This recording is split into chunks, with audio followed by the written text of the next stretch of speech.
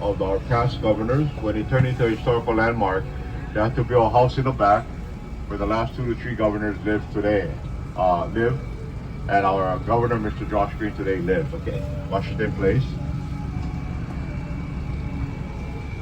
Up ahead to my right, hit right corner is St. Andrew's Cathedral. You know, some parts was fell off the ship when it was being brought here, St. Andrews. Okay, when it shifted here by parts. So it wasn't really completed. You can look at the steeple, okay? When we pass the cathedral, you can see 2 or 3 missing parts at the top of the steeple. Okay? So it wasn't really completed, St. Andrew's Cathedral. You can see it right there if you look at it. There's some missing parts at the top.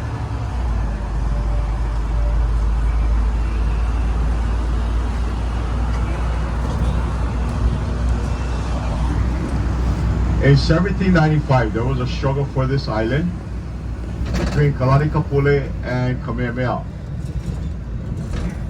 during the unification of the island. After Kamehameha conquered Maui, Kalani Kapule, he was the king of Maui, Oahu, and Molokai. He took control of Maui after his father, Kahekili, passed away. In 1790, Kamehameha conquered Maui on the second battle in Iao Valley, 1790. And then he planned his strategy to come and conquer Oahu, 1795. He sailed here to Oahu, made landfall on the beaches of Waikiki, Waialaikahala,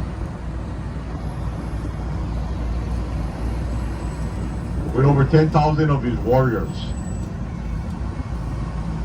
coming in with canoes, and they had very dangerous weapons that they carried with them: sharp-toothed spears, weapon, and heavy clubs, slings that would sling rocks at their enemies.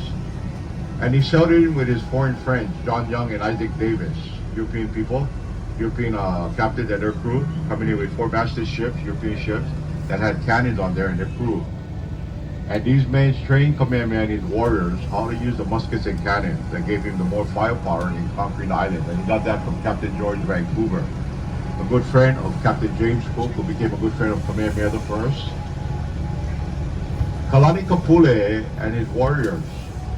Kalani Kapule and his warriors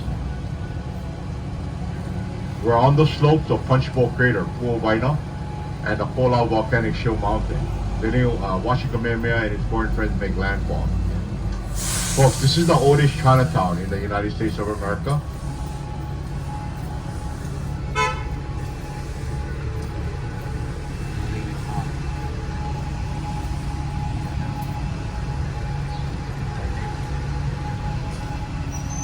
Built in the mid-1800s. After the Chinese immigrants contract ended in the sugar industry, a lot of them became merchants, and they built Chinatown.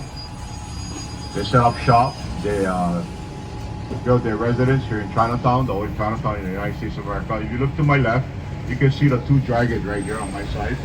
That's the gateway to Chinatown. Working my way to the right, you can see Chinatown right here on my right-hand side, the oldest Chinatown in the United States of America.